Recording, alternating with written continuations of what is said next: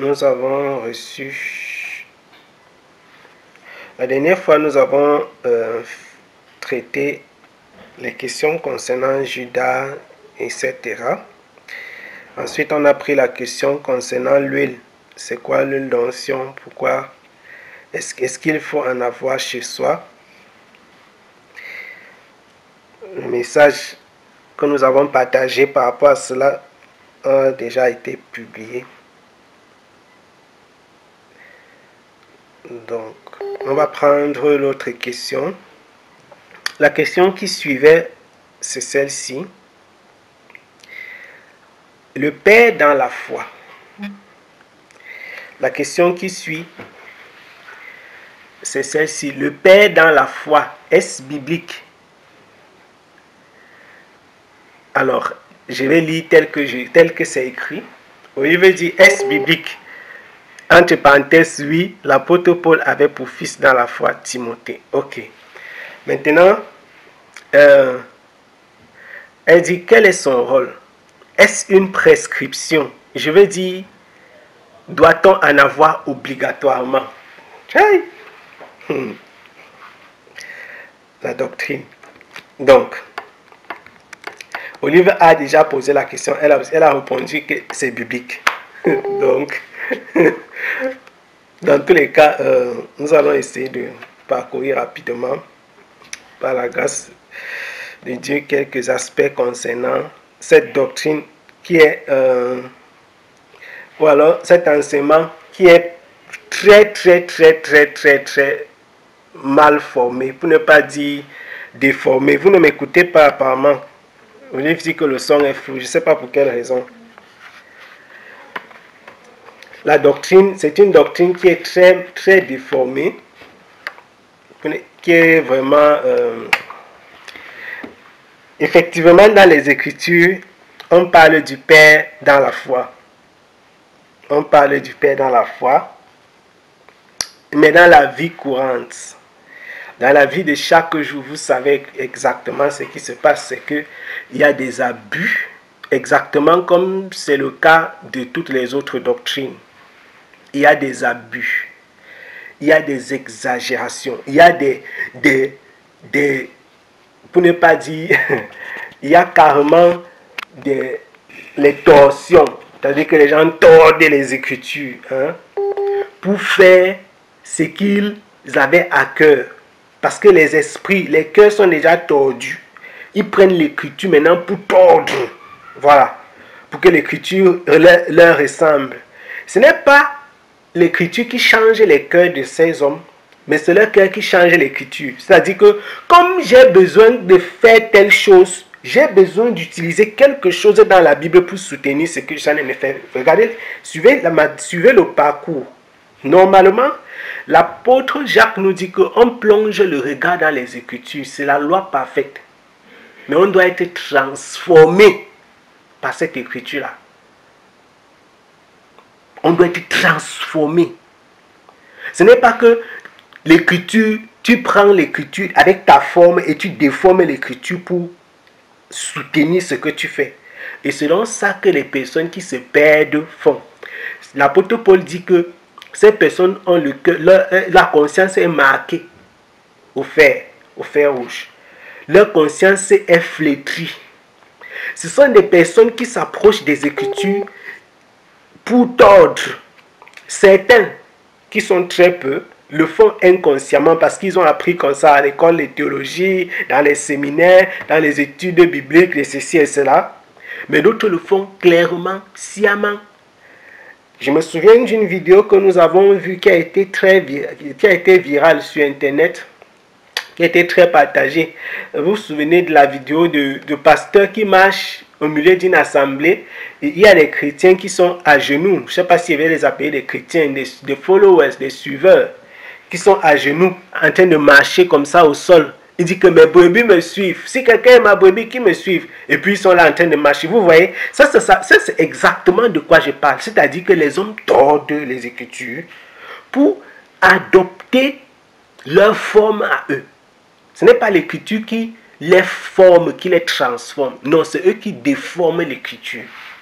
Mes brebis me suivent. Il est debout. Toi qui?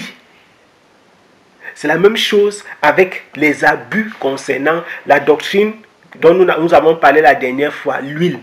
Est-ce qu'il faut avoir l'huile? Les personnes qui vendent de l'huile. Oh, l'huile de Jérusalem. Oh, l'huile de la Samarie. Oh, l'huile du Jourdain. On a puisé, on a fait l'huile, fabriqué l'huile si, telle chose. C'est l'huile d'onction. C'est l'huile de ceci. On vend.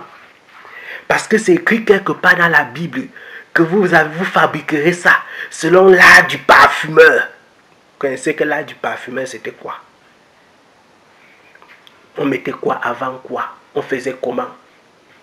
On faisait comment? Mais si on a cité là-bas qu'il faut mettre les cinnamomum, il faut mettre ceci, il faut mettre la mie, il faut... Vous savez que ça se passait exactement comment? Et même si vous mettez tout ça, quelle était la valeur? Qu'est-ce que ça symbolisait? L'apôtre Paul déclare que ces choses ont été faites pour notre enseignement. C'est un but didactique. Et chaque chose dans l'ombre a une représentation dans la réalité. Et la dernière fois, nous avons vu que c'est le Saint-Esprit dont il est question. Chaque chose dans l'ombre a une représentation dans la réalité. Il est important. Si vous voyez un homme, un jour, une ombre en train de marcher, si vous voyez l'ombre un jour, comme ça là, il n'y a personne, mon ami, porte tes pieds, tu détales, parce que c'est un fantôme. Si tu ne vois pas quelque chose de physique, tu vois seulement l'ombre qui se déplace, mon ami, c'est un fantôme. Donc, chaque chose dans l'ombre symbolise quelque chose de particulier. Nous avons dit que même le tabernacle, la tente d'assignation, ce n'était pas fait seulement comme ça. Que Moïse a eu un songe, et il a dit que non, il veut faire comme je veux. Non.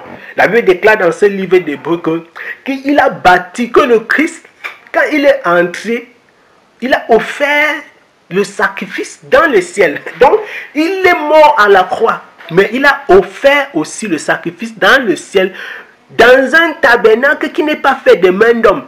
Donc, le tabernacle que nous voyons n'est que l'image. Il est l'agneau et le sacrificateur. Le don parfait.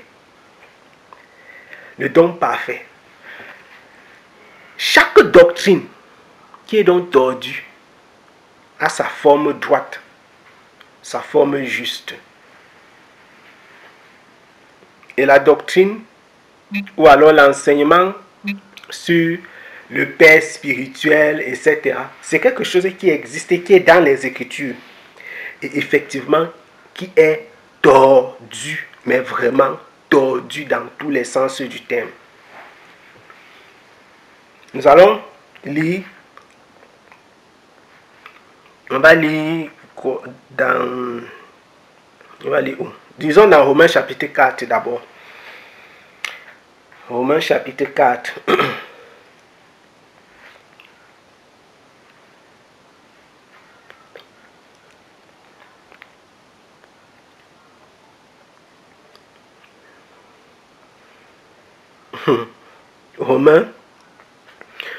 Romains chapitre 4, on va lire, je crois que nous allons lire tout le vers, tout le chapitre pour être exhaustif, et un peu plus concernant les bases. Romains chapitre 4. Quelqu'un peut lire, ou bien je vais lire. Romains chapitre 4.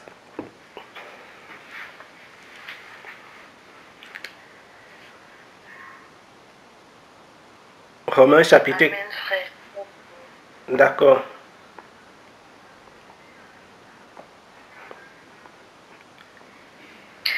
Romains chapitre 4, il est écrit: Que dirons-nous donc qu'Abraham, notre père, a obtenu selon la chair? Si Abraham a été justifié par les œuvres, il a sujet de se glorifier, mais non devant Dieu. Car que dit l'Écriture? Abraham crut à Dieu, et cela lui fut imputé à justice. Or, à celui qui fait une œuvre, le salaire est imputé, non comme une grâce, mais comme une chose due. Et à celui qui ne fait point d'œuvre, mais qui croit en celui qui justifie l'impie, sa foi lui est imputée à justice. De même, David exprime le bonheur de l'homme à qui Dieu impute la justice sans les œuvres. Heureux ceux dont les iniquités sont pardonnées et dont les péchés sont couverts. Heureux l'homme à qui le Seigneur n'impute pas son péché. Ce bonheur n'est-il que pour les circoncis ou est-il également pour les incirconcis? Car nous disons que la foi fut imputée à justice à Abraham. Comment donc lui fut-elle imputée? Était-ce après ou avant sa circoncision? Il n'était pas encore circoncis, il était incirconcis. Et il reçut le signe de la circoncision comme sceau de la justice qu'il avait obtenu par la foi quand il était incirconcis, afin d'être le père de tous les incirconcis qui croient, pour que la justice leur fût aussi imputée, et le père des circoncis qui ne sont pas seulement circoncis, mais encore qui marchent sur les traces de la foi de notre père Abraham quand il était incirconcis. En effet, ce n'est pas par la loi que l'héritage du monde a été promis à Abraham ou à sa postérité. C'est par la justice de la foi. Car si les héritiers le sont par la loi, la foi est vaine et la promesse est anéantie. Parce que la loi produit la colère et que là où il n'y a point de loi, il n'y a point non plus de transgression. C'est pourquoi les héritiers le sont par la foi, pour que ce soit par grâce, afin que la promesse soit assurée à toute la postérité, non seulement à celle qui est sous la loi, mais aussi à celle qui a la foi d'Abraham, notre Père à tous, selon qu'il est écrit. Je t'ai établi Père d'un grand nombre de nations. Il est notre Père devant celui auquel il a cru, Dieu, qui donne la vie aux morts et qui appelle les choses qui ne sont point comme si elles étaient. Espérant contre toute espérance, il crut, en sorte qu'il devint père d'un grand nombre de nations, selon ce qui lui avait été dit. Telle sera ta postérité. Et sans faiblir dans la foi, il ne considéra point que son corps était déjà usé, puisqu'il avait près de 100 ans et que Sarah n'était plus en état d'avoir des enfants. Il ne douta point par incrédulité au sujet de la promesse de Dieu, mais il fut fortifié par la foi, donnant gloire à Dieu et ayant la pleine conviction que ce qu'il promet, il peut aussi l'accomplir. C'est pourquoi cela lui fut imputé à justice. Mais ce n'est pas à cause de lui seul qu'il est écrit que cela lui fut imputé.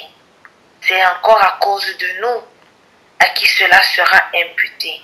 À nous qui croyons en celui qui a ressuscité des morts, Jésus notre Seigneur, lequel a été livré pour nos offenses et est ressuscité pour notre justification. Amen. Amen. Waouh. C'est tout simplement magnifique ça. C'est tout simplement magnifique.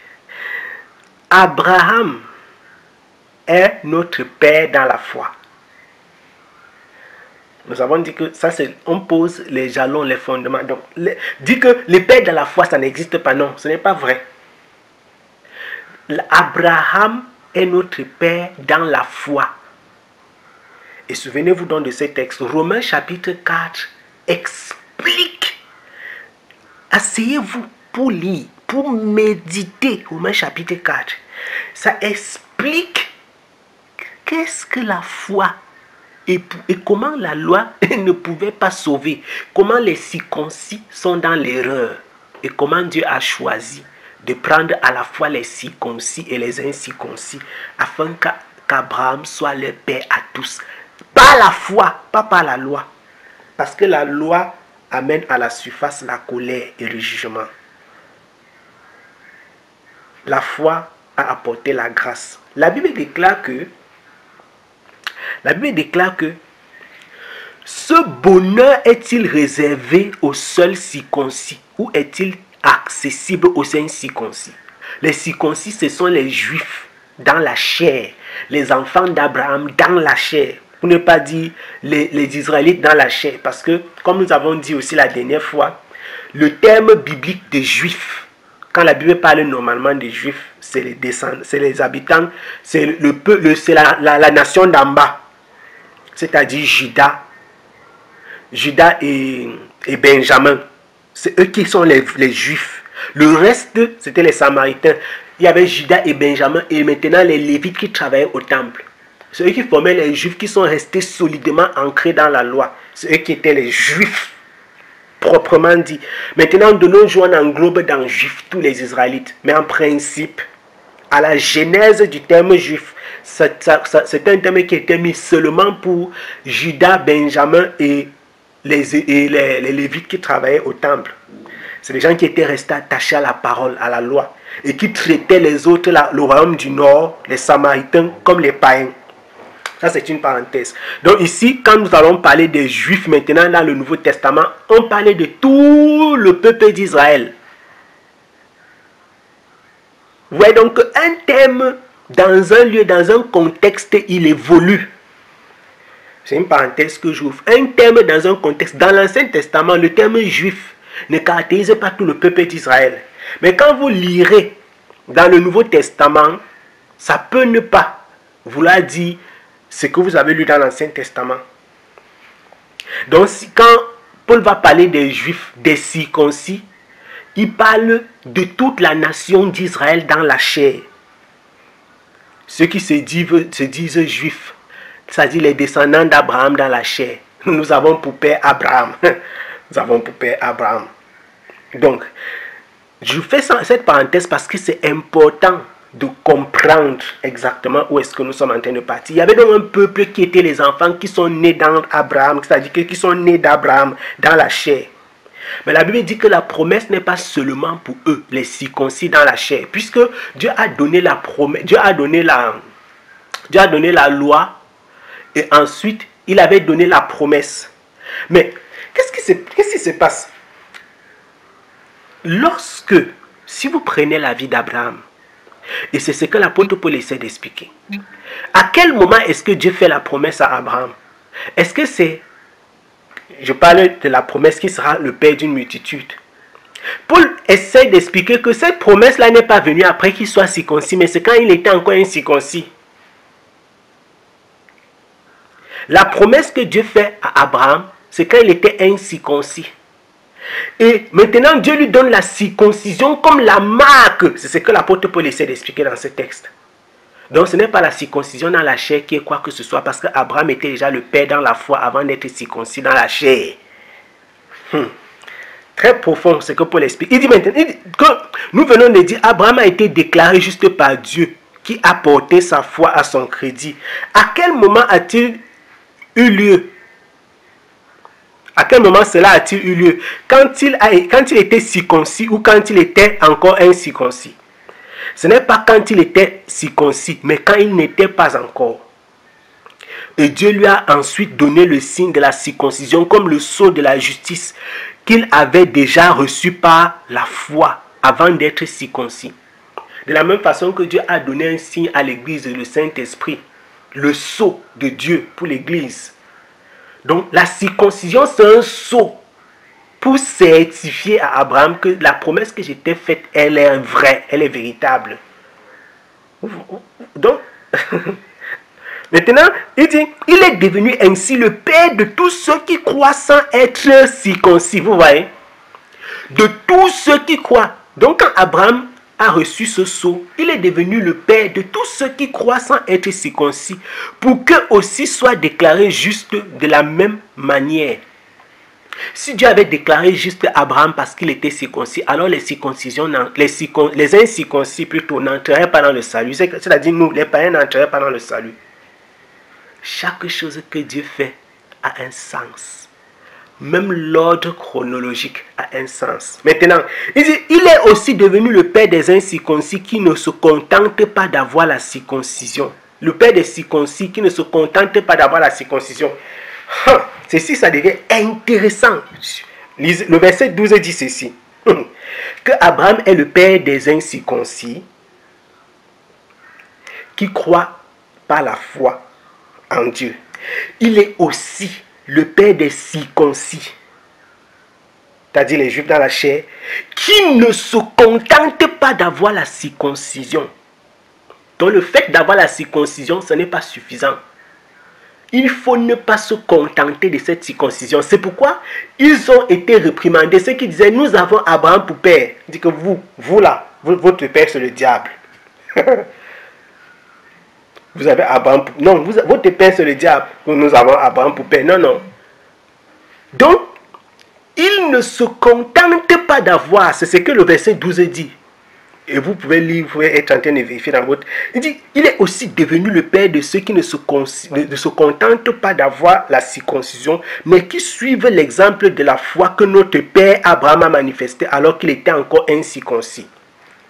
Voilà pourquoi, verset 16, pour aller rapidement, voilà pourquoi l'héritage est promis par la foi. À la foi, c'est pour qu'il soit un don de grâce. Amen. Et on peut partir dormir. Ainsi, la promesse se trouve confirmée à toute la descendance d'Abraham. C'est-à-dire, la descendance d'Abraham, c'est-à-dire, ça c'est le français, non seulement celle qui est sous le régime de la loi, dont Abraham a une descendance sous le régime de la loi, mais aussi celle qui partage la foi d'Abraham. Il est notre Père à tous. Amen. C'est magnifique ça. Donc Abraham est notre Père dans la foi. Comme le dit l'Écriture, verset 17, souvenez-vous et retenez, j'étais établi pour être le Père d'une multitude de peuples. Placé en présence de Dieu, il mit sa confiance en celui qui donne la vie aux morts et appelle à l'existence ce qui n'existe pas. Merci Seigneur. Abraham est donc le Père dans la foi. Il est notre Père dans la foi. C'est lui qui nous a engendrés. Abraham a reçu la promesse véritable dans laquelle nous marchons. Il a été le premier qui l'a reçu. Maintenant, ça c'était pour poser les jalons, c'est-à-dire que pour présenter le fondement de l'enseignement sur la paternité spirituelle. Quand on dit que le Père dans la foi, ce n'est donc pas un terme vague comme ça, abstrait, qui ne veut rien dire. Ça a un sens. Et ça prend son sens ici. Toute l'explication est donc là dans ce Romains chapitre 4, avec les bases du salut. Abraham étant le père des circoncis et des incirconcis. Nous allons lire encore, on va encore lire quelque chose. Donc, le père dans la foi, ce n'est pas quelque chose, qui n'a jamais existé et qui n'existera jamais. Non. Ça existe. Ça existe. Et ce n'est pas une abstraction. Ce n'est pas quelque chose d'abstrait. Ce n'est donc pas une invention. Parce qu'il y a beaucoup de doctrines qui sillonnent, c'est-à-dire qui pullulent dans les églises, mais qui sont des inventions pures. Il y a beaucoup de doctrines qui sont des inventions pures. Alors, avant de continuer, ceci veut dire quoi? Et rapidement, une parenthèse. Ça veut dire que lorsque des personnes se lèvent pour abuser de la position d'autorité de père dans la foi, ils sont en train de prendre la position d'Abraham ou de Dieu. La Bible déclare aussi que nous avons un seul Père. Rapidement, c'est dans le livre de Malachie au chapitre 2. Là-bas, Malachie chapitre 2, quelque part, Dieu, où le prophète dit, vous pouvez un peu, je vais lire, c'est d'ailleurs un seul verset, je vais regarder, Malachie chapitre 2,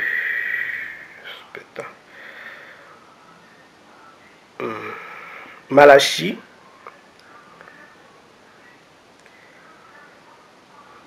c'est Malachie chapitre 2, c'est le verset combien là?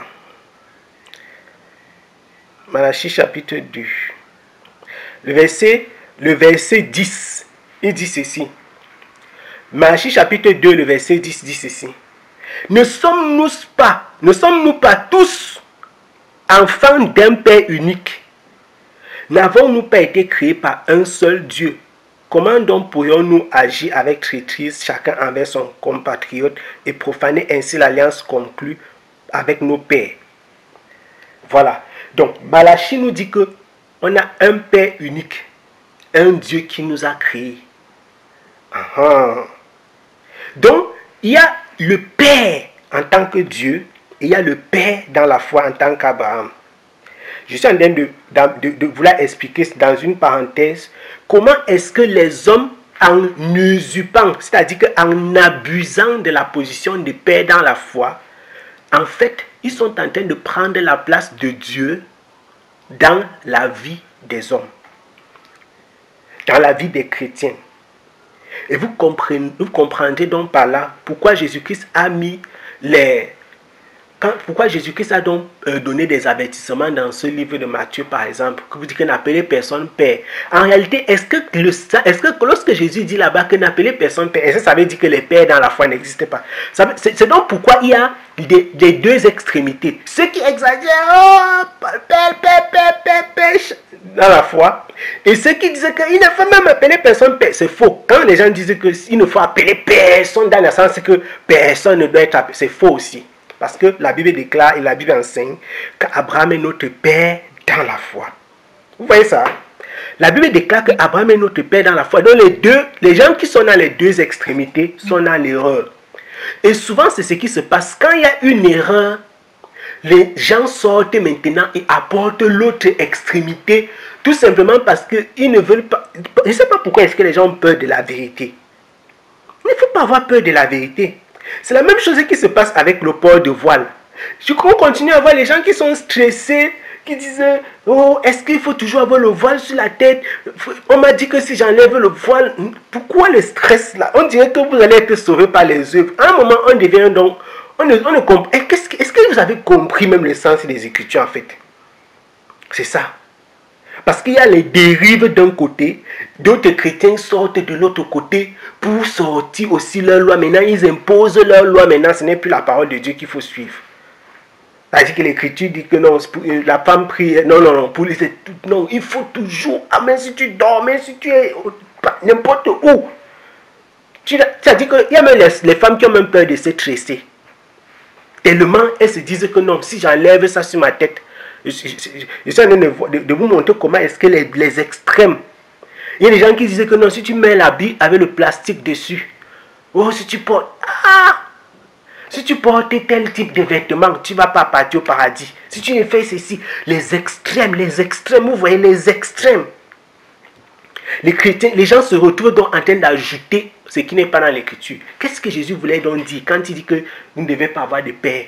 Vous ne devez appeler personne père. Parce que chacun d'entre nous, depuis qu'il est né, il a dit papa. Il a dit appeler quelqu'un papa. Soit ton oncle, soit ton père, soit ton tuteur, etc.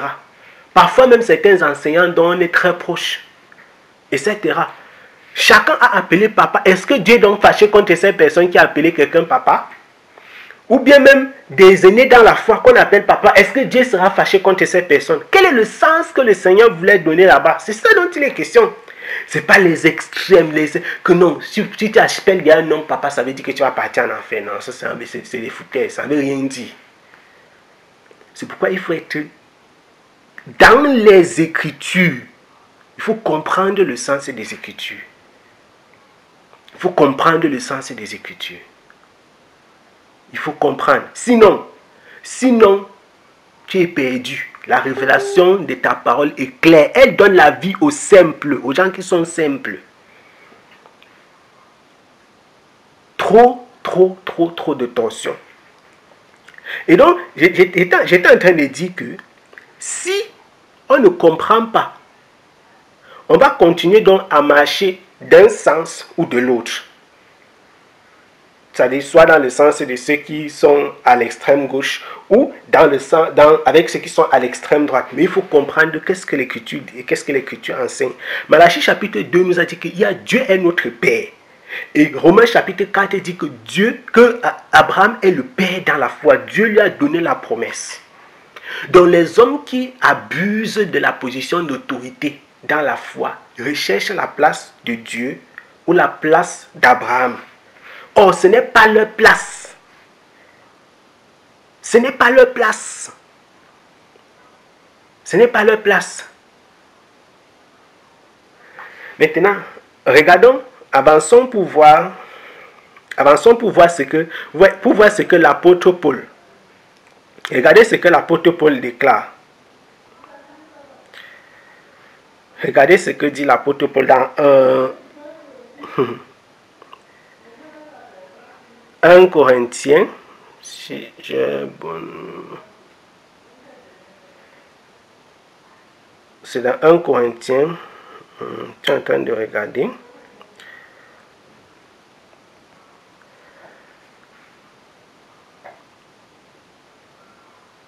Un Corinthiens 4.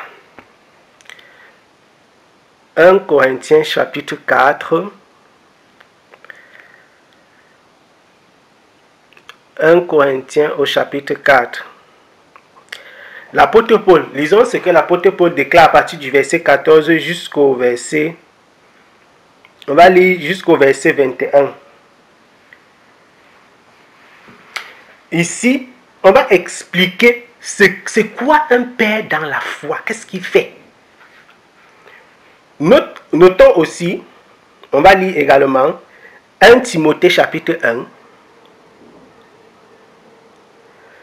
verset 1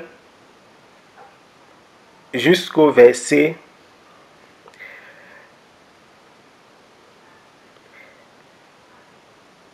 du verset 1 jusqu'au verset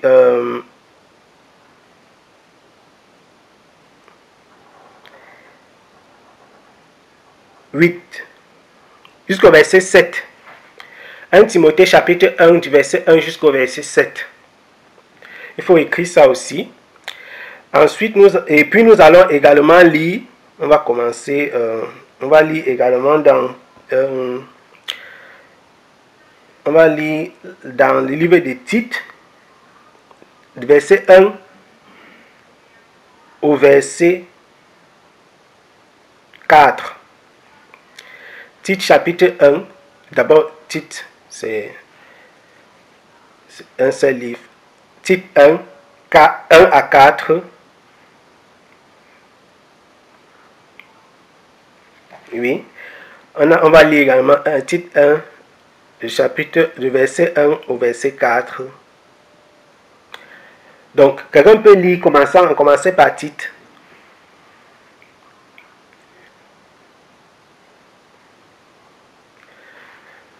On peut alterner. Si bien, bon, Olivier va continuer à faire son. S'il n'y a pas d'autres qui veulent lire. En commençant par Tite.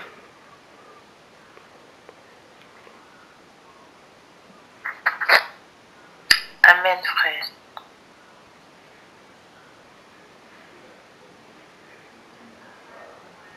Alors,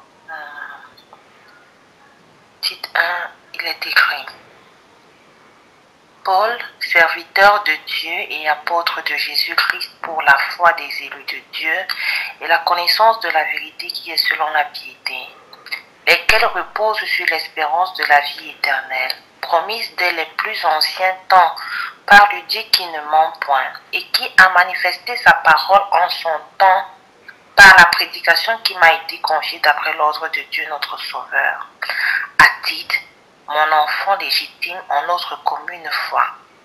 Que la grâce et la paix te soient données de la part de Dieu le Père et de Jésus-Christ notre Sauveur. Amen. Amen.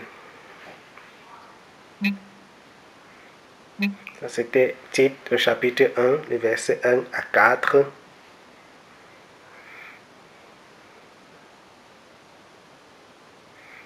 Tite chapitre 1. Oui. On va lire également 1 Timothée chapitre 1, verset 1 à 7. Amen. 1 Timothée.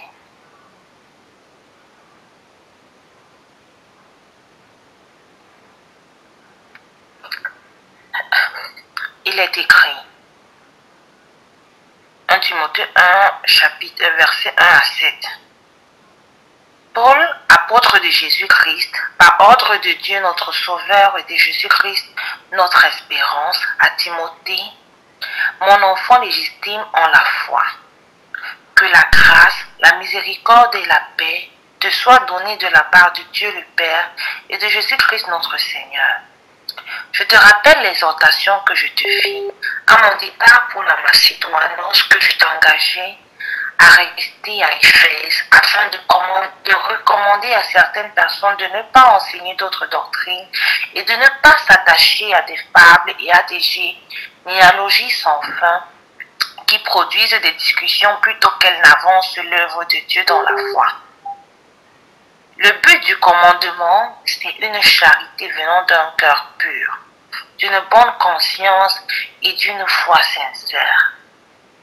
Quelques-uns s'étant détournés de ces choses se sont égarés dans de vains discours. Ils veulent être docteurs de la loi et ils ne comprennent ni ce qu'ils disent, ni ce qu'ils affirment. Amen. Amen. On va lire Jean. 1 Jean. 1 Jean. Nous allons lire dans 1 Jean. Le chapitre 4. Dans le chapitre 4, nous allons lire du verset 1 au verset 6. 1 Jean chapitre 4, le verset 1 au verset 6. Amen, frère. Bien-aimés, n'ajoutez pas foi à tout esprit, mais éprouvez les esprits pour savoir s'ils sont de Dieu, car plusieurs faux prophètes sont venus dans le monde. Reconnaissez à ceci l'Esprit de Dieu. Tout esprit qui confesse Jésus-Christ venu en chair est de Dieu. Et tout esprit qui ne confesse pas Jésus n'est pas de Dieu. C'est celui de l'Antéchrist, dont vous avez appris la venue et qui maintenant est déjà dans le monde. Vous, petits enfants, vous êtes de Dieu et vous les avez vaincus parce que celui qui est en vous est plus grand que celui qui est dans le monde. Eux, ils sont du monde. C'est pourquoi ils parlent d'après le monde. Et le monde les écoute. Nous sommes de Dieu. Celui qui connaît Dieu nous écoute. Celui qui n'est pas de Dieu ne nous écoute pas. C'est par là que nous connaissons l'esprit de la vérité et l'esprit de l'erreur. Bien-aimés, aimons-nous les uns les autres, car l'amour est de Dieu. Et quiconque est né de Dieu et connaît Dieu.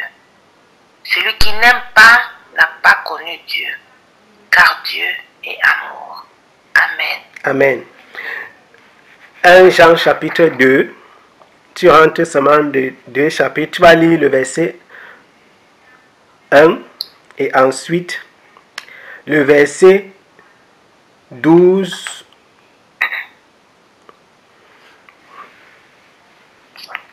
1 Jean chapitre 1. Tu vas lire, oui. Attends, d'abord 1 Jean chapitre 2. 1 Jean chapitre 2. 1 Jean chapitre 2. Tu vas lire le verset 1, le verset 12. Ok. 13 et 14. Amen, frère. Mes petits enfants, je vous écris ces choses afin que vous ne péchiez point. Et si quelqu'un a péché, nous avons un avocat auprès du Père, Jésus-Christ le juste. Amen. Amen. Verset 12 à 14. 12. Je vous écris, petit enfant, parce que vos péchés vous sont pardonnés à cause de son nom. Je vous écris, Père, parce que vous avez connu celui qui est dès le commencement. Je vous écris, jeunes gens, parce que vous avez vaincu le malin. Je vous ai écrit, petit enfant, parce que vous avez connu le Père. Je vous ai écrit, Père, parce que vous avez connu celui qui est dès le commencement. Je vous ai écrit, jeunes gens, parce que vous êtes forts et que la parole de Dieu demeure en vous et que vous avez vaincu le mal. Amen. Amen. Je vais lire également 1 Jean chapitre 5. 1 Jean chapitre 5, le verset 19 à 21. Jean dit ceci. 1 Jean 5, 19 à 21. 1 Jean 5, 19 à 21 dit ceci. Nous savons que nous sommes de Dieu et que le monde entier est sous la puissance du malin. Nous savons aussi que le Fils de Dieu est venu et qu'il nous a donné l'intelligence pour connaître le véritable. Et nous sommes dans le véritable en son Fils Jésus-Christ. C'est lui qui est le Dieu véritable et la vie éternelle. Petits enfants, gardez-vous des idoles. Petits enfants, gardez-vous des idoles. Nous avons là lu des textes de Paul et de Jean. On va lire également un texte qui n'a pas été lu, 1 Corinthiens chapitre 4, 14. Et puis nous allons parler rapidement. Je voulais qu'on lise vraiment les textes pour que vous écoutez aussi avec vos oreilles et puis on va parler seulement et pour terminer. 1 Corinthiens chapitre 4, verset 14 à 21. Tu peux lire, Olive.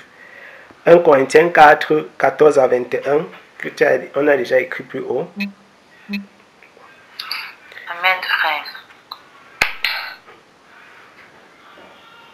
1 Corinthiens 4, 14 à 21.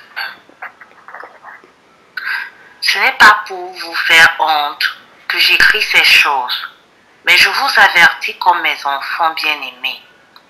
Car quand vous auriez 10 000 maîtres en Christ, vous n'avez cependant pas plusieurs pères, puisque c'est moi qui vous ai engendré en Jésus-Christ par l'Évangile. Je vous en conjure donc, soyez mes imitateurs. Pour cela, je vous ai envoyé Timothée, qui est mon enfant bien-aimé et fidèle dans le Seigneur. Il vous rappellera quelles sont mes voies en Christ, quelle est la manière dont j'enseigne partout dans toutes les églises. Quelques-uns se sont enflés d'orgueil, comme si je ne devais pas aller chez vous. Mais j'irai bientôt chez vous, si c'est la volonté du Seigneur, et je connaîtrai non les paroles, mais la puissance de ceux qui se sont enflés. Car le royaume de Dieu ne consiste pas en paroles, mais en puissance. Que voulez-vous? Que j'aille chez vous avec une verge ou avec amour et dans un esprit de douceur? Amen. Amen. Tu peux lire 1 Pierre chapitre 5 verset 13. Amen, frère. 1 Pierre chapitre 5, Oui. verset 13. L'église des élus qui est à Babylone vous salue, ainsi que Marc, mon fils. Amen. Ok. Nous allons lire pour terminer. on va lire pour terminer dans le livre de Matthieu. On va lire pour terminer dans le livre de Matthieu. on a tellement lu. On va lire pour terminer dans le livre de Matthieu, la recommandation du Seigneur. Ça, c'est important parce que je pense que là, vous avez les bases scripturaires et les bases bibliques pour véritablement ne plus dire seulement, ok, on dit, on ne dit pas, on fait, on ne fait pas, qu'est-ce qu'il en est? Ok, voilà. On va lire dans le livre de Matthieu.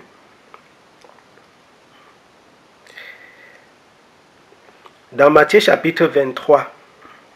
Matthieu chapitre 23. Matthieu chapitre 23. Tout à l'heure, j'ai cité, j'ai parlé de ça sans rentrer dans les détails. On va lire à partir du verset 5 jusqu'au verset 5 jusqu'au verset 13.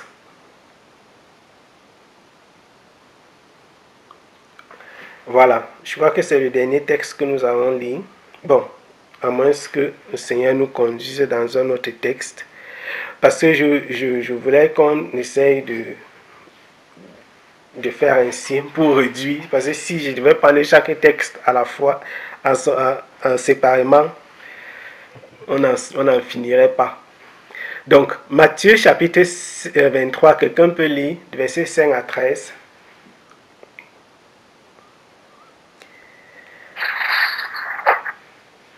Amen, frère. Il est écrit, ils font toutes leurs actions pour être vus des hommes. Ainsi, ils portent de larges phylactères et ils ont de longues franges à leurs vêtements. Ils aiment la première place dans les festins et les premiers sièges dans les synagogues. Ils aiment à être salués dans les places publiques et à être appelés par les hommes Rabbi, Rabbi. Mais vous, ne vous faites pas appeler Rabbi, car un seul est votre maître et vous êtes tous frères. Amen. Et n'appelez personne sur la terre votre Père, car un seul est votre Père, celui qui est dans les cieux. Ne vous faites pas appeler directeur, car un seul est votre directeur, le Christ. Le plus grand parmi vous sera votre serviteur. Quiconque s'élèvera sera abaissé, et quiconque s'abaissera sera élevé. Malheur à vous, scribes et pharisiens, hypocrites, parce que vous fermez aux hommes le royaume des cieux. Vous n'y entrez pas vous-même, et vous n'y laissez pas entrer ceux qui veulent entrer. Amen. Amen. Ah Seigneur, Amen, Amen. Nous venons donc de lire le texte dans lequel Jésus-Christ dit, et il donne les raisons pour lesquelles il est dit, n'appelez personne rabbi, directeur, père.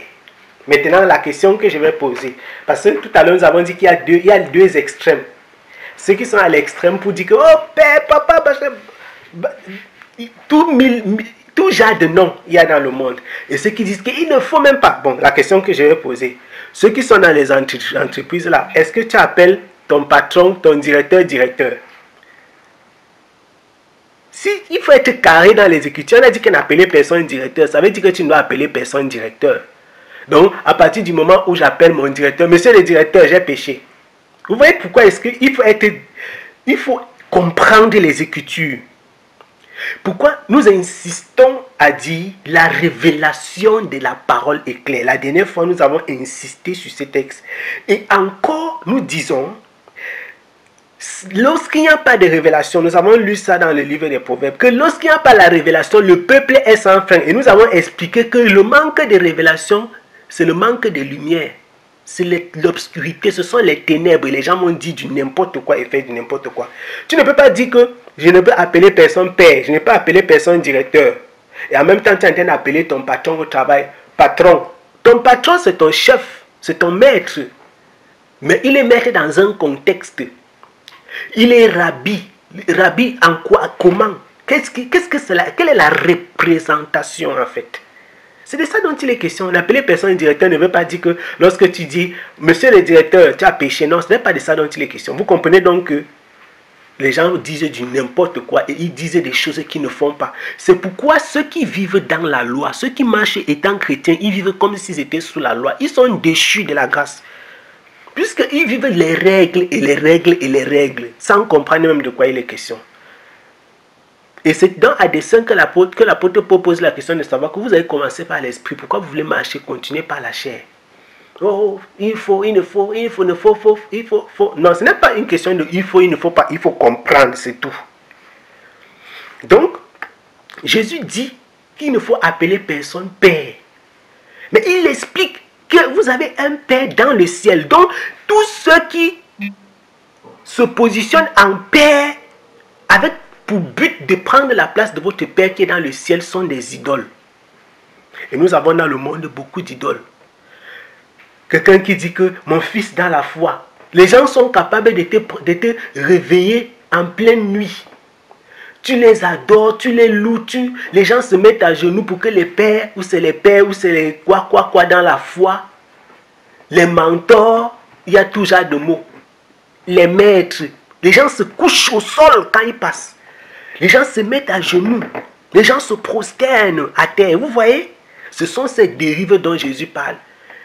Ils sont rabbis, les rabbins qu'il y a chez les juifs là-bas.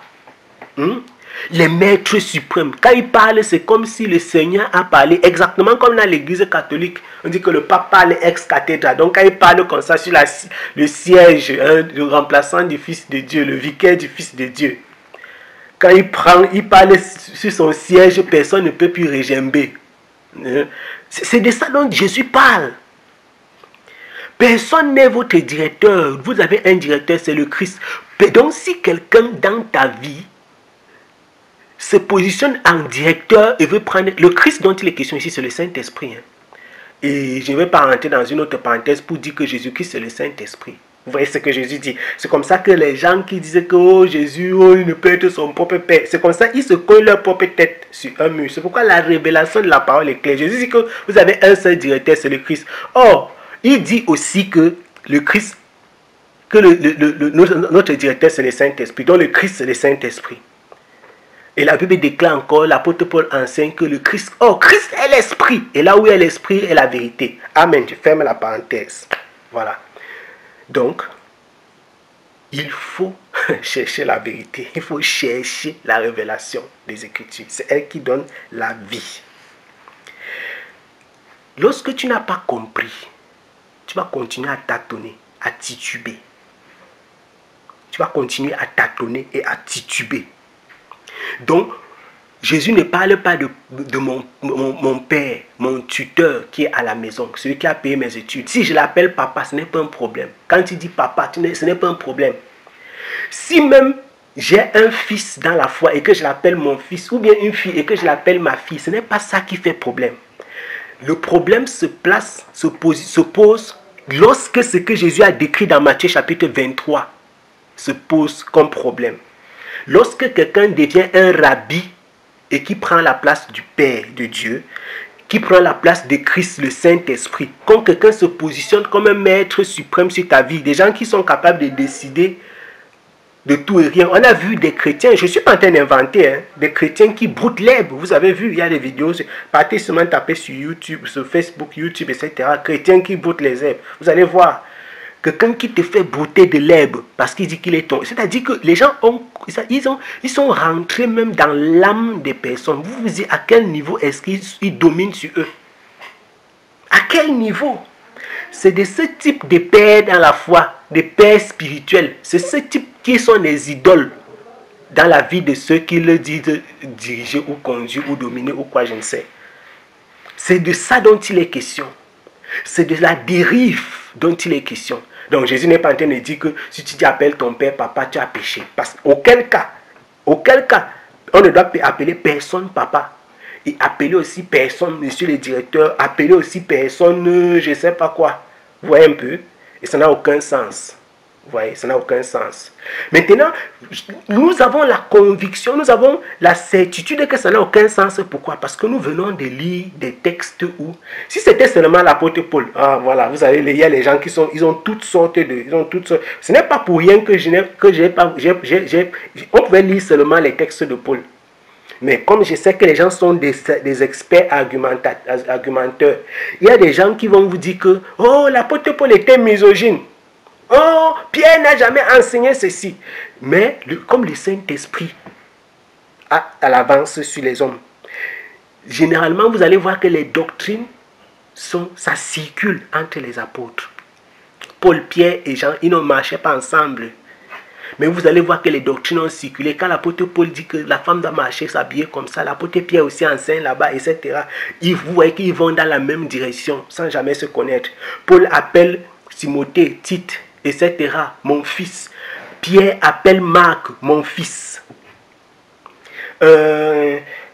Jean appelle mes petits-enfants. Petits-enfants. Il dit que je vous ai écrit. Il ne parlait pas des enfants de la maternelle.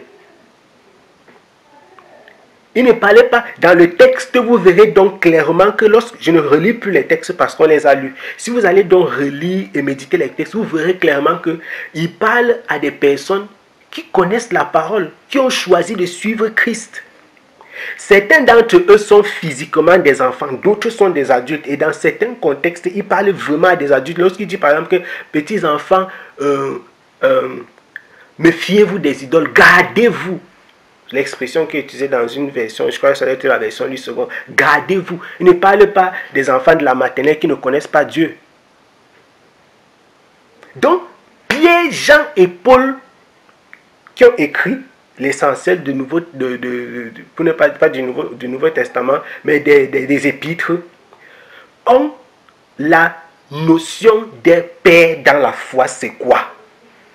Et il suffit de lire leur vie. C'est-à-dire que la question, l'autre aspect de la question d'Olive, c'était, il sait à quoi? Est-ce qu'il est obligatoire?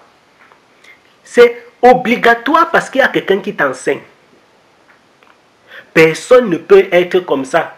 C'est-à-dire que c'est vrai que la parole du Seigneur déclare que vous serez enseignés, ils seront enseignés de Dieu. Mais il y a une personne qui t'enseigne. Dans une communauté chrétienne, il y a quelqu'un qui t'enseigne. Quand je dis obligatoire, ça ne veut pas dire que obligatoire que la personne appelle l'autre fils ou bien que tu appelles l'autre père. Non. Mais là, à partir du moment où quelqu'un t'enseigne, il est un père dans la foi pour toi. Il est un conducteur pour toi. Maintenant, regardez. Je vais juste relire hein, pour qu'on ne soit pas... Je ne suis pas en train de relire d'autres textes. Regardez ce que l'apôtre Paul dit. Il dit ceci. L'apôtre Paul dit ceci dans 1 Corinthiens chapitre 4. Il dit que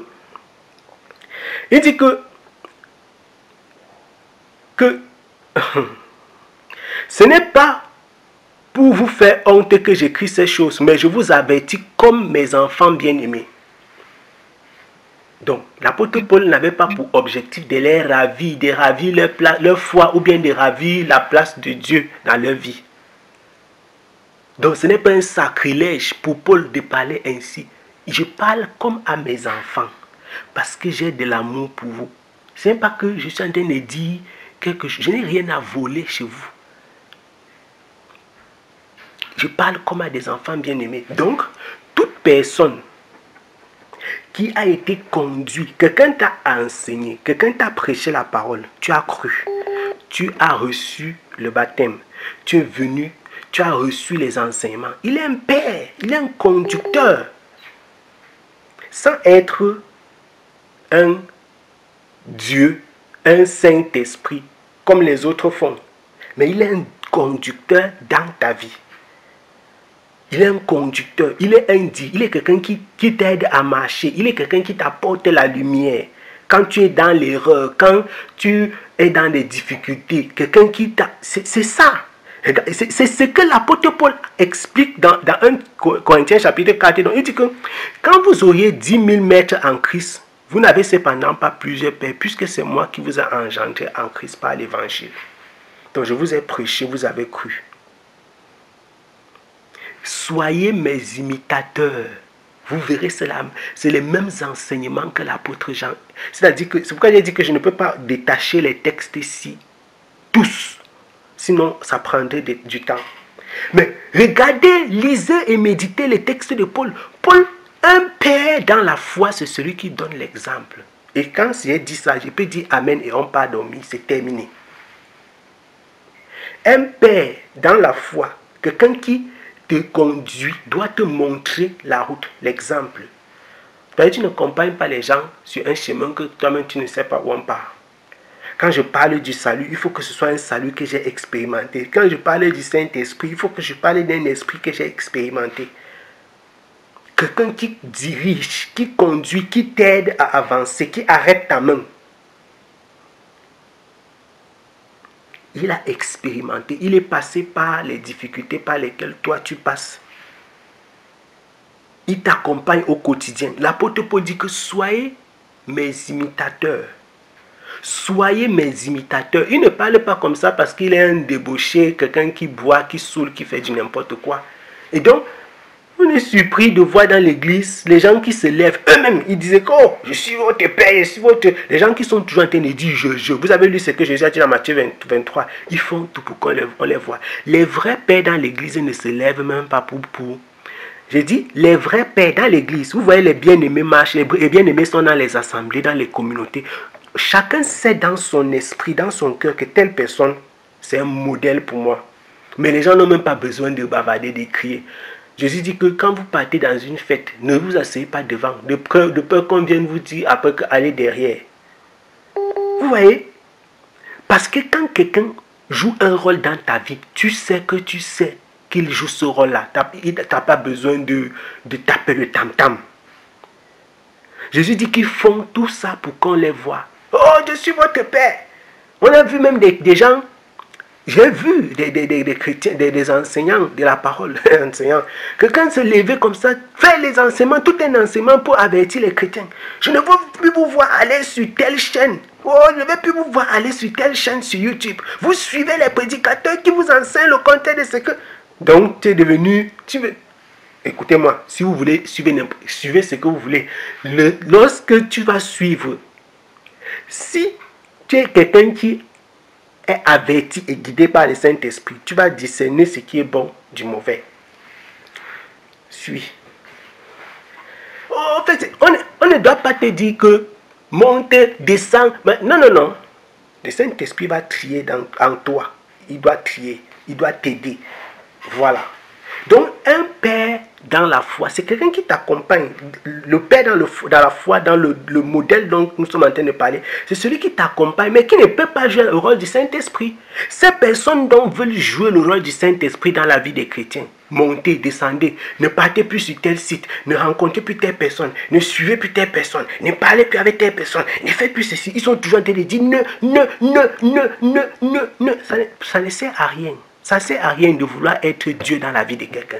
Ça ne sert à rien de surveiller les gens. Vous comprenez ça? Ça ne sert à rien de surveiller les gens. De rentrer dans les plus profonds secrets, de chercher à les dominer, à ravir toute leur vie, tout l'espace. Non, ça ne sert à rien. Lorsque tu écoutes les enseignements d'un homme et qu'il est un modèle, tu sais qu'il est un modèle. Lorsque Paul dit que Timothée, mon fils bien-aimé, je suis convaincu que Timothée lui-même l'a eu, il sait que non, ça c'est un père. Ça c'est un père. Ce n'est pas une honte.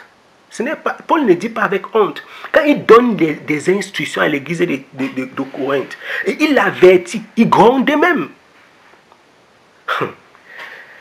Je ne vais pas rentrer dans un autre enseignement ici. L'autorité que Dieu a donnée à ses serviteurs. Je n'ai pas envie de rentrer dans un autre. Parce que les serviteurs peuvent gronder, ils peuvent réprimer. Et Paul l'a fait. Et les autres apôtres l'ont fait. Ils peuvent réprimer, gronder, redresser les gens, mettre les gens au banc de touche, comme on dit souvent, mettre les gens au banc de touche. Il peut le faire. Mais pourquoi il le fait? De quelle autorité il le fait? Il n'est pas Dieu. Les gens vont dire que, oh, Mathieu, pourquoi il dit ça, Mathieu? Non, non, non. Quand l'apôtre Paul dit que j'ai déjà jugé, ce n'est pas n'importe qui est capable de prendre une position pareille. Hein. Vous allez voir les gens s'agiter. Le chrétien, nous qui sommes en Christ, nous jugeons. Mais ce n'est pas n'importe qui dans la communauté qui est capable de prendre une décision sur un membre de la communauté. C'est pas n'importe, c'est pas que n'importe qui. Non, c'est pas comme ça. L'ordre, dans 1 Corinthiens chapitre 14, la parole du Seigneur déclare que Dieu est un Dieu d'ordre. Il y a un ordre. Il y a un ordre. C'est pourquoi il dit qu'on ne reçoive pas, je suis en train de rentrer dans plein de doctrines là maintenant, qu'on ne reçoive pas les accusations contre un ancien, par exemple, n'importe comment. Etc.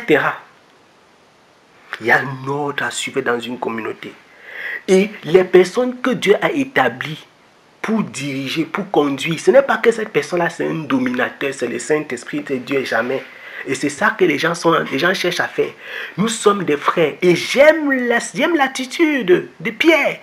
Quand Pierre enseigne, on n'a pas lu le texte de mais vous les connaissez. Quand l'apôtre Pierre envoie la lettre plutôt, il dit que moi, Pierre, l'ancien, il laisse même que non, je suis apôtre, il dit qu'il est l'ancien.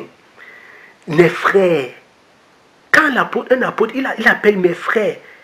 Ce n'est pas parce que l'apôtre Paul dit que mes frères. Quand l'apôtre Pierre dit mes frères, ça veut dire qu'il a perdu l'autorité. Non, je n'ai pas besoin de dire que j'ai autorité sur, je ne sais pas, Mirabel, Tatiana ou bien qui. Il n'y a pas besoin de dire que j'ai Jacques et telle personne pour qu'ils sentent que j'ai l'autorité. Non, l'autorité ne se décrète pas, elle se vit. Et c'est ça que les gens ne comprennent pas. L'autorité ne se décrète pas, elle se vit. Elle se vit. Et parfois même dans le plus grand des secrets. Dans le plus grand des secrets. Jean avait cette autorité. Mais il les appelait mes enfants bien-aimés. Il les appelait aussi mes bien-aimés. Il les appelait aussi mes frères. Pierre, Paul, etc. Timothée aussi dans l'église qui était sous sa direction. Ainsi de suite. À quel moment est-ce qu'ils ont pris la place de Dieu? Jamais. Parce qu'ils marchaient avec le Seigneur, ils suivaient l'instruction du Saint-Esprit. Vous voyez, il n'y avait donc pas d'abus, pas d'exagération. Il y avait un ordre. Les gens qui sont dans les extrêmes, ils ont peur. Ceux qui disent qu'il ne faut pas, parce qu'ils ont peur de dériver, ils ont peur des dérives. Si vous êtes conduit par le Saint-Esprit, il n'y aura pas de dérives. Il n'y aura pas de dérives. Mais comme il n'y a pas de révélation, les gens font du n'importe quoi. Ils s'égarent. Les pères dans la foi. Et c'était la dernière rubrique. Il disait, si vous lisez clairement les épîtres ce sont les lettres des pères dans la foi à leurs bien-aimés qu'ils conduisent et qu'ils suivent. C'est ça les épîtres. Les épîtres, ce sont les lettres des pères dans la foi, dans lesquelles ils donnent des explications à leurs bien-aimés, à leurs frères en Christ, à leurs enfants, à leurs fils, etc. C'est ça les épîtres. Et ce n'est pas dans tous les cas où ils disent « Oh, mes enfants », mais ce n'est pas dans tous les cas. Dans certains cas, parfois lorsque la situation s'impose, par exemple dans l'église de Corinthe, l'apôtre Paul, vous avez vu dans 1 Corinthiens 4, il vient dur, il gronde, il dit que mais pourquoi vous avez fait ça? Vous voyez dans 1 Corinthiens chapitre, dans 1 Corinthiens, il gronde. Maintenant, il reviendra par la suite dire que, ok, dans 2 Corinthiens, il reviendra dire aux Corinthiens que, bon, je sais que j'ai été dur avec vous dans 1 Corinthiens. C'est ça un père. Il sait que non, dans 1 Corinthiens, j'ai été dur, j'ai été rude, je vous ai bien grondé. Il dit que mais je ne vous ai pas grondé comme ça pour vous perdre. Parce que c'est la suite, vous voyez. C'est ça un père. Parfois quand un père réprime, il réprime. Il dit qu'on ne fait pas comme ça, on ne marche pas comme ça. Pourquoi tu fais telle chose? Après il te calme encore. C'est ça que Paul fait, comme un père. Vous voyez dans sa lettre à Timothée, il dit que je t'ai envoyé à tel endroit pour faire telle chose. J'ai voulu que tu fasses comme ça. Je t'ai laissé à tel endroit pour que tu fasses comme ça. À titre, mon fils bien-aimé, dans la commune foi, etc. Timothée, pareil. Ce sont ses enfants dans la foi, mais dans la commune foi. Vous voyez comment il y a une humilité même dans la façon d'appeler fils. Vous voyez, il y a une humilité. Pourtant, cette humilité n'enlève pas l'autorité. C'est ça que je veux. C'est en fait ça que je veux. C'est-à-dire qu'il y a quelque chose de merveilleux en fait. Cette humilité, l'humilité de Paul, de Pierre, de Jean, etc. De tous ceux qui ont une certaine autorité en Christ, ça n'enlève pas leur autorité. Or, les gens dans le monde veulent qu'on dise « Oh, Rabbi, quand tu passes, oh, daddy, papa, père, machin, parce qu'ils pensent que c'est ça qui va faire quoi que ce soit. Si tu appelles un père dans la foi, une personne qui est vraiment un père, ça n'enlève rien. Ça ne fait pas de toi un pécheur ou bien un idolâtre. Si c'est vraiment un père dans la foi, ça ne change rien. Si tu le considères simplement de cette façon, ce n'est pas un péché en soi. D'ailleurs, dans les quartiers, dans les maisons, dans les familles, nous appelons, même nous les chrétiens, on appelle certains païens papa, père, papa tel. Mais ça ne veut pas dire qu'on est en train d'idolâtrer. c'est la considération. À partir du moment où vous n'avez pas la révélation que Dieu parlait, Jésus-Christ parlait de quelque chose de particulier, vous allez continuer aussi dans l'erreur. Exactement comme ceux de l'extrême gauche. Vous allez être à l'extrême droite. Et ce n'est pas ça, les Écritures. On ne marche pas par la chair. On marche par l'esprit. Il faut la révélation. Les pères conduisent. Ils enseignent. Ils sont des modèles, des exemples. Ils instruisent, mais ils réprimandent, ils grondent, etc. Etc. Ça, ce sont les épîtres de A à Z. Amen. Je crois que nous avons